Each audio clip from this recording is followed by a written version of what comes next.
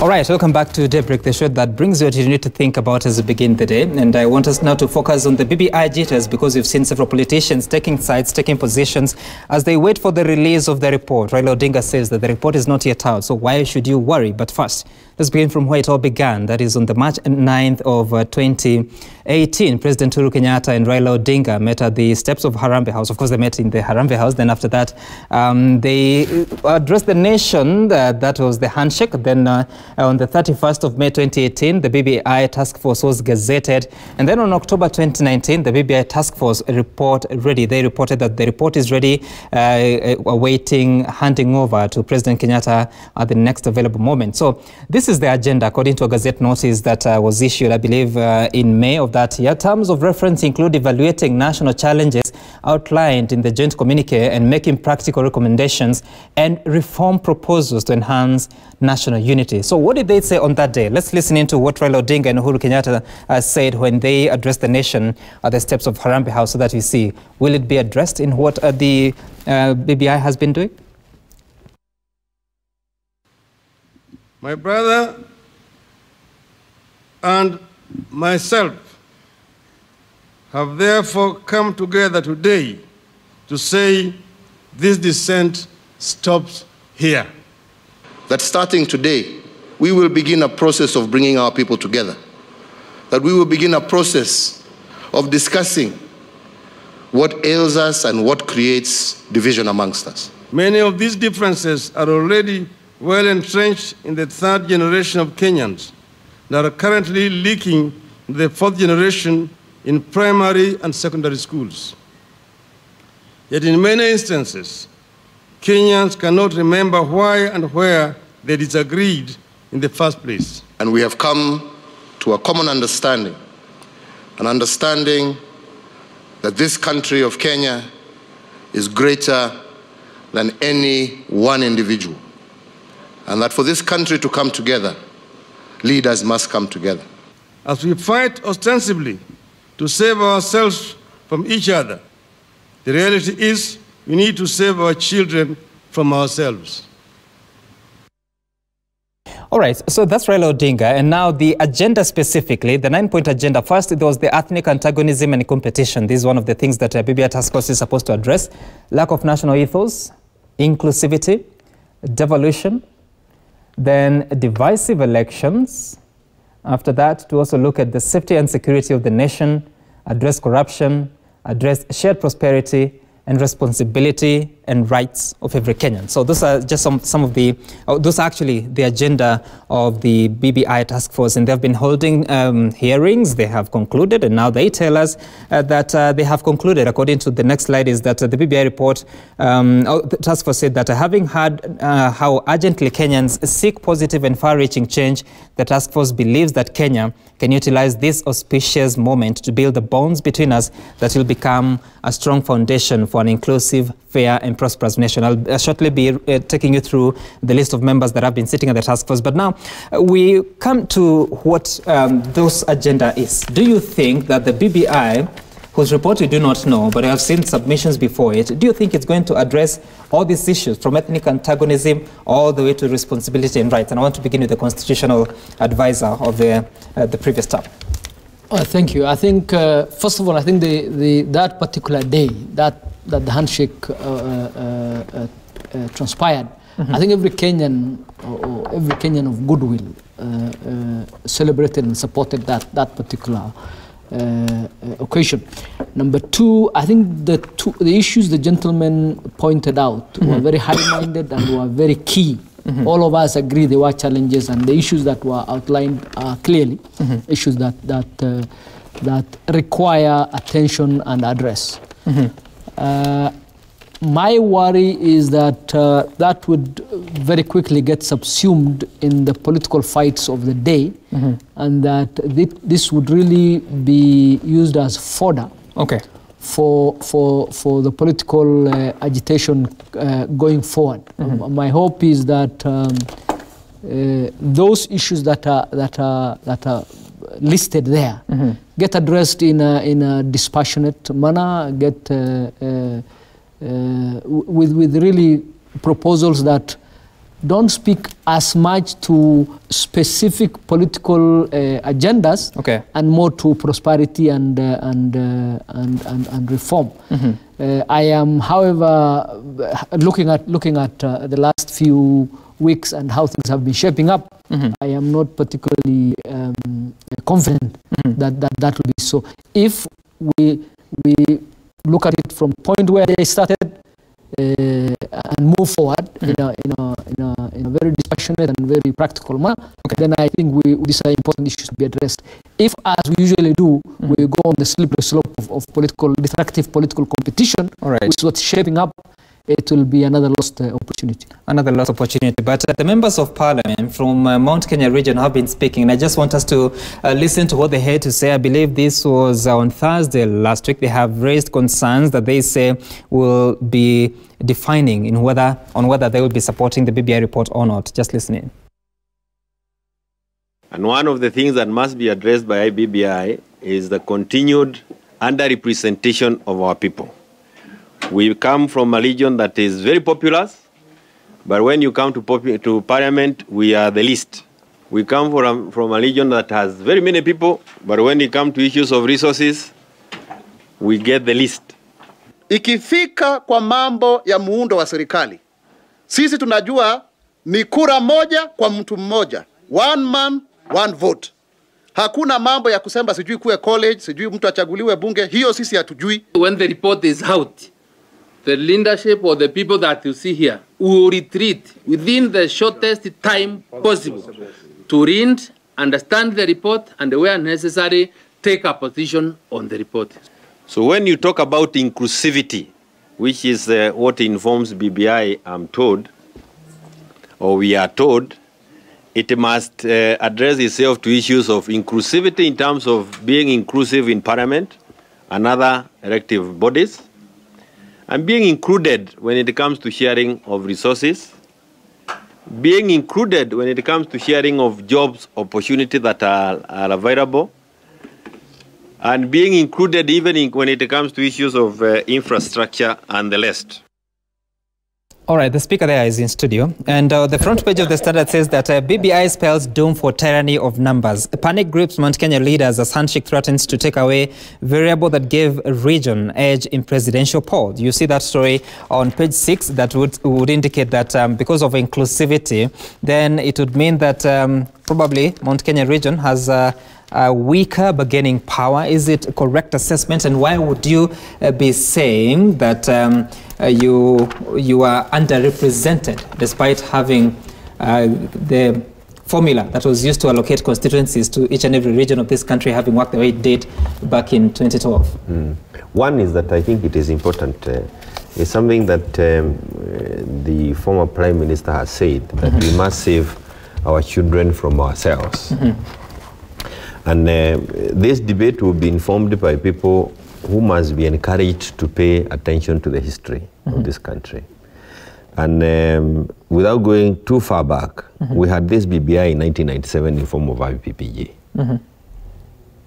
We had this BBI in 2002 in form of the NAC, the Rainbow Coalition.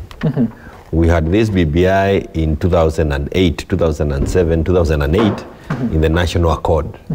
And we had the BBI in the form of Handshake that came in March. So it's something that has been going on, and it is very right for us as Kenyans to ask ourselves, how do we sort out this issue that has continued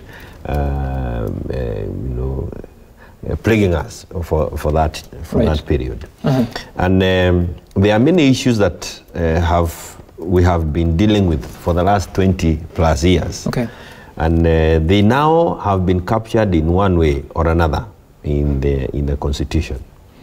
The thing is that we are not yet there. But as the chairman of CIOC, I must say that if we were to implement this Constitution and do 90% of it, the 9 items that are on the BBI would be dealt with, because they are all addressed in our Constitution. So what has Let been me the also problem? say this, that they are actually the same 9 issues that took us to Naivasha as members of Parliament, 10th Parliament. This statement that we issued on Thursday, if you pay attention to it, it is very far from where we are now. and where we were on Thursday.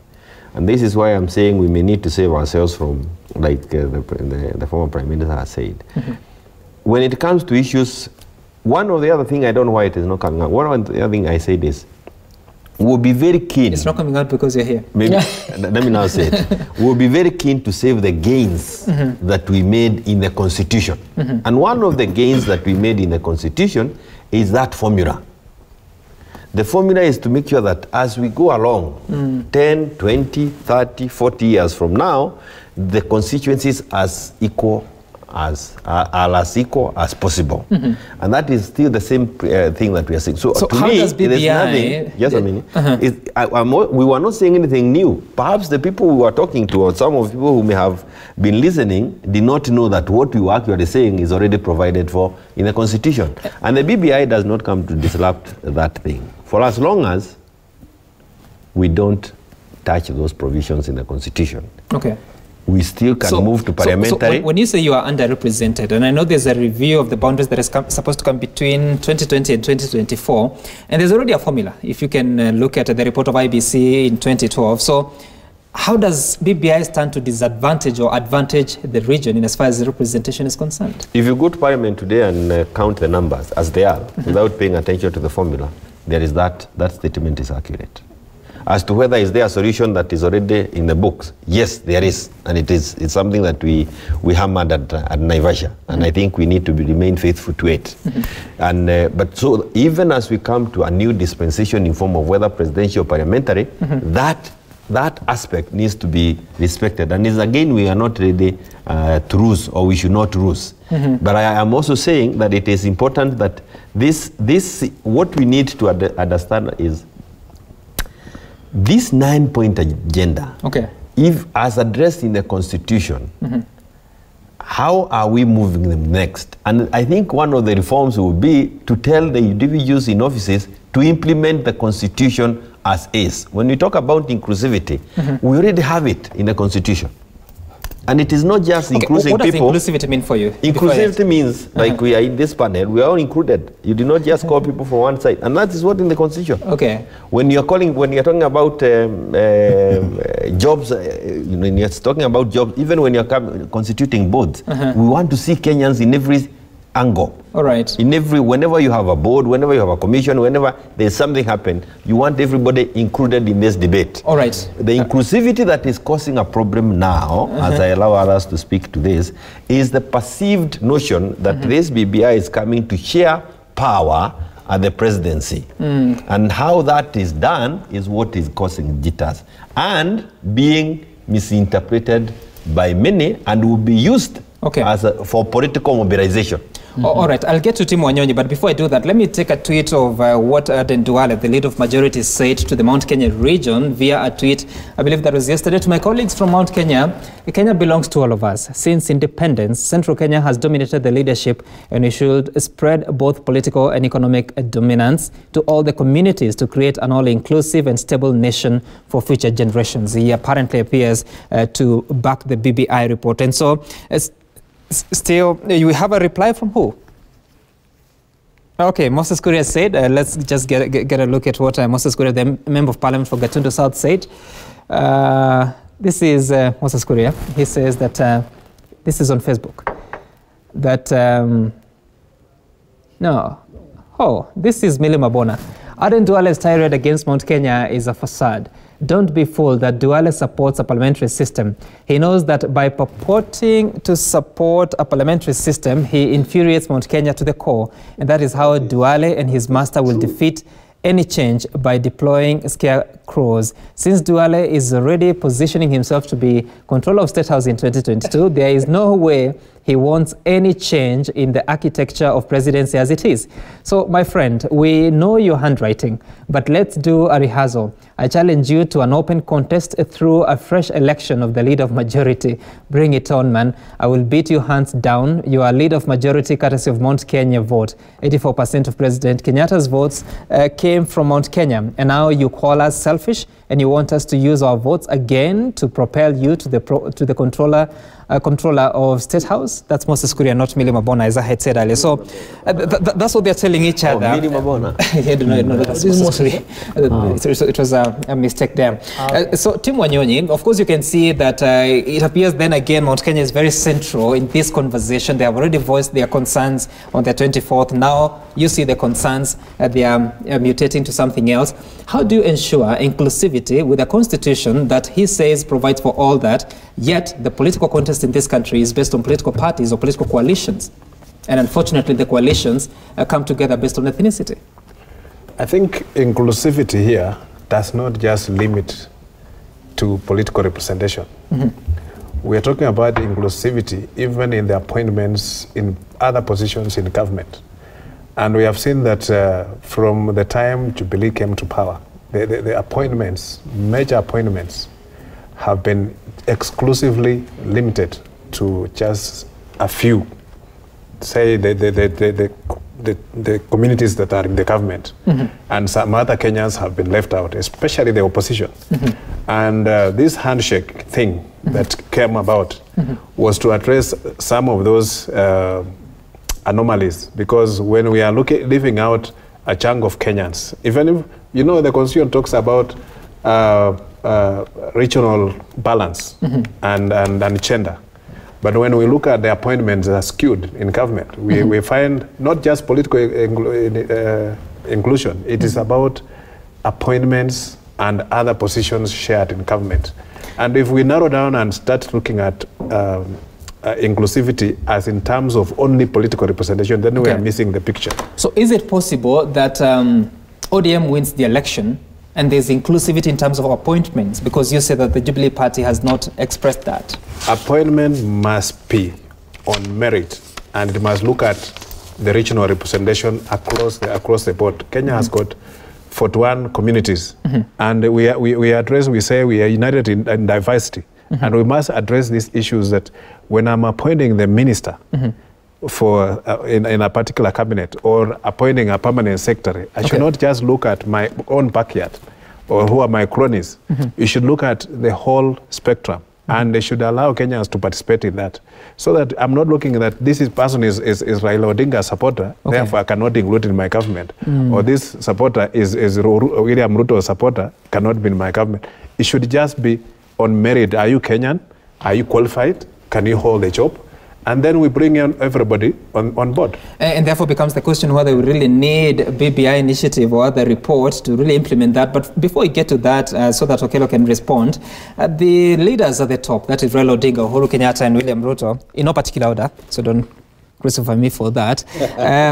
They spoke on the I know you're happy, on the 19th and 20th of October, that is pre and also on the Mashujaa Day, they spoke about the BBI. Let's just listen to what they had to say. I want to ask all of us to refuse to be drawn into the politics of ethnicity and hatred and division and political deceit, and stand firm behind Uhuru Kenyatta so that we can unify this country and concentrate on the transformation of Kenya. Wenzangu, tusibishane, sijui ati BBI ni ya kutafutia nani, ya kutafutia nani, ya kutafutia nani. Hatuna haja ya kutafutia mtu, tuko na haja ya kuunganisha Wakenya na kutatua shida zao, na ndio tuweze kusonga mbele kama Wakenya ambao wanapendana, wanaheshimiana na wanaangalia barabara moja ya Vision 2030, kusonga mbele na kujenga taifa letu la Kenya. Handshake ni kurudisha Kenya kwenye gurudumu, ili tuweze kuunganisha Wakenya wote bila ubaguzi. Tuache ukabila, tuache ufisadi, tuache utangamano, ili Wakenya waungane kama mandugu. Tuimarishe Ukenya kama wale wanafanya kule Tanzania. Sawa? Hiyo tunataka, kwa sababu hiyo BBI inakuja. Building bridges inakuja. Wangapi wanaunga mkono? Wangapi wanaunga mkono? Asanteni sana. Okay, so I don't know whether it's about politicians being clever to use every opportunity to popularize a certain agenda, but those leaders would appear to be saying the same thing. And I wish I could give Okello that chance to respond, but unfortunately I'm told that you have to take a short break. When we return, we begin with you. Back in a moment. You can text us your views on 22422 or tweet us at Citizen TV Kenya.